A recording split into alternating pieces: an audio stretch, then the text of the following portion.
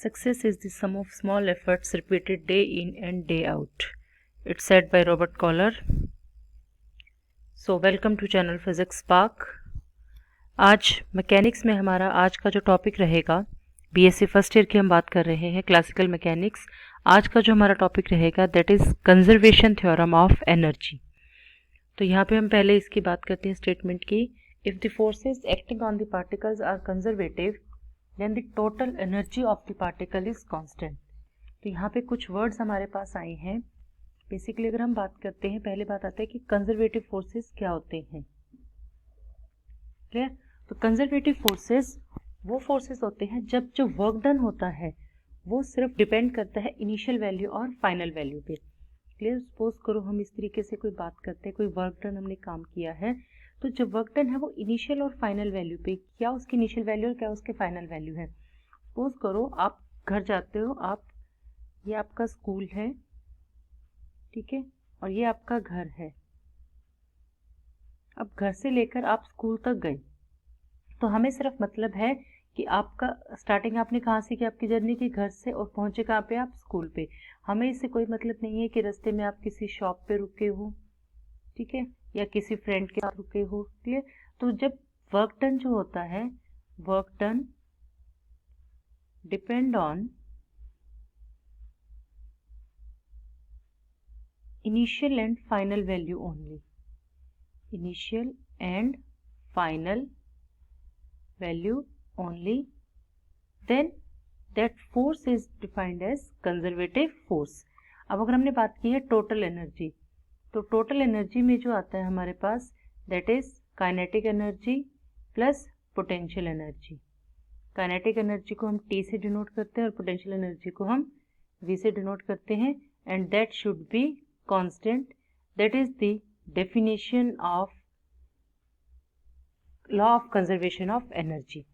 अब अगर हम आगे इसकी डेरिवेशन की बात करते हैं, तो सबसे पहले हम बात करेंगे कि काइनेटिक एनर्जी कैसे डिराइव करेंगे। हम काइनेटिक एनर्जी की बात करेंगे, that is kinetic energy T।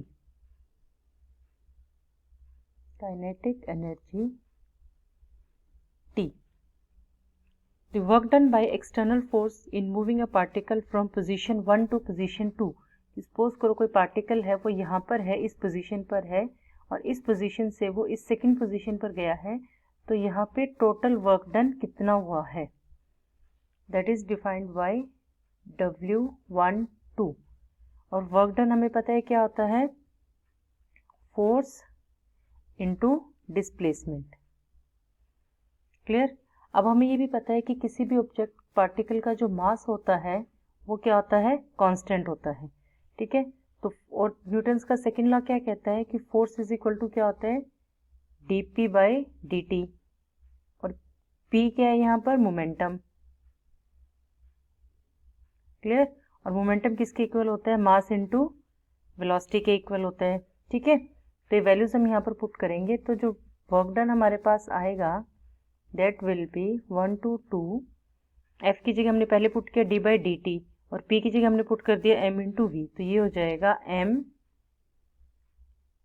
dv by d T dot dr। अब इसको हम क्या करेंगे, m कांस्टेंट है, ये बाहर आ जाएगा, इसको हम dt से ही मल्टीप्लाई कर देंगे और dt से ही डिवाइड कर देंगे, एक और टर्म। क्लियर? ये जो dr था डॉट dr, हमने क्या किया, dt से डिवाइड किया और dt से ही इसको हमने मल्टीप्लाई कर दिया, ठीक है। तो ये टर्म्स हमारे पास क्या बन जाएगी, m 1 to 2।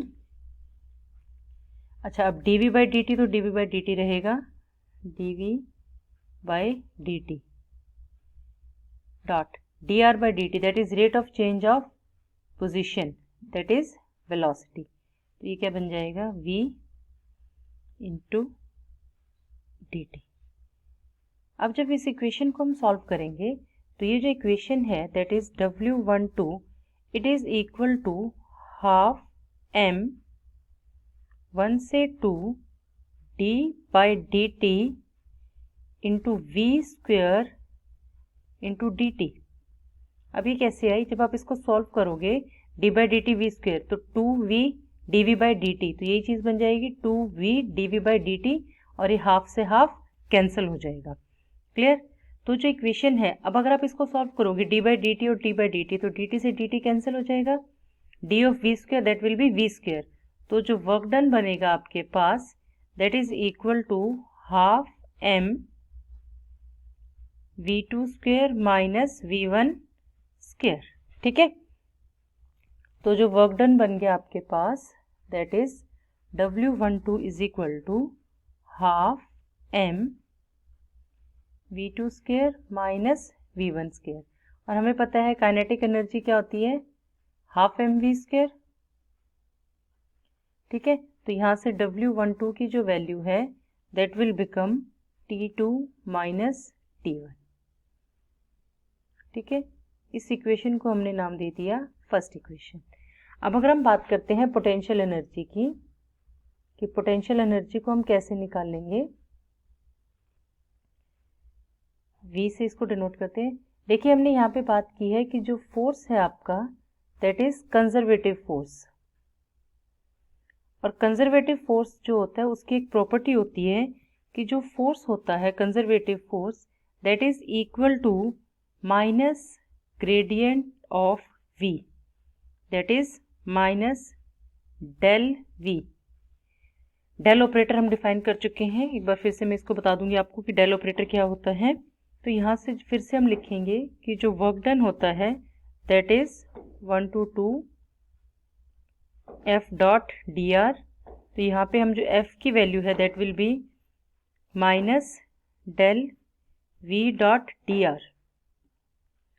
पोटेंशियल एनर्जी क्या है, एक स्केलर क्वांटिटी है। ठीक है, तो इसको जब हम लिखेंगे तो यहाँ पे मैं एक बार आपको बता देती हूँ कि डेल क्या होता है, that is iota del by del x plus j del by del y plus k del by del z, कि जब हम इसको x axis y axis z axis में किसी ऑपरेटर को डिफाइन करते हैं, किसी क्वांटिटी को, तब हम उसको कहते हैं डेल ऑपरेटर। अब अगर हम इसको कंबाइंड करके कहेंगे तो that will be equal to del r. Clear, that will be equal to del are.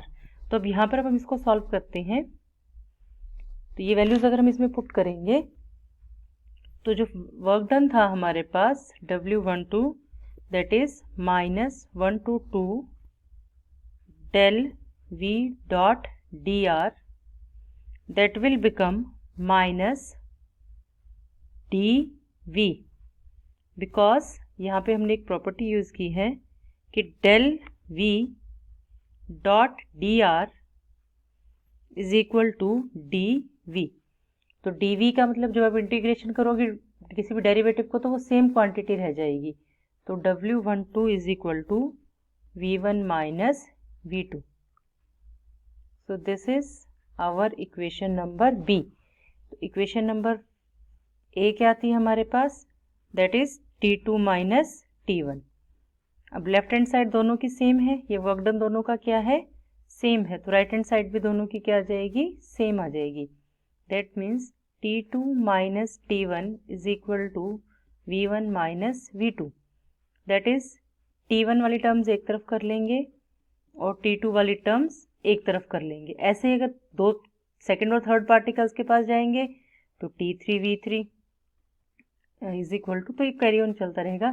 That means कि T प्लस V क्या है आपके पास, कांस्टेंट टर्म्स हैं, और यही हमारी स्टेटमेंट थी कि अगर फोर्स जो है वो कंजर्वेटिव है तो जो टोटल एनर्जी है सिस्टम की वो क्या रहेगी आपके पास, कांस्टेंट रहेगी। Clear, so the sum of the potential and kinetic energies of a particle at every point in a conservative field remains constant. So this proves the law of conservation of energy.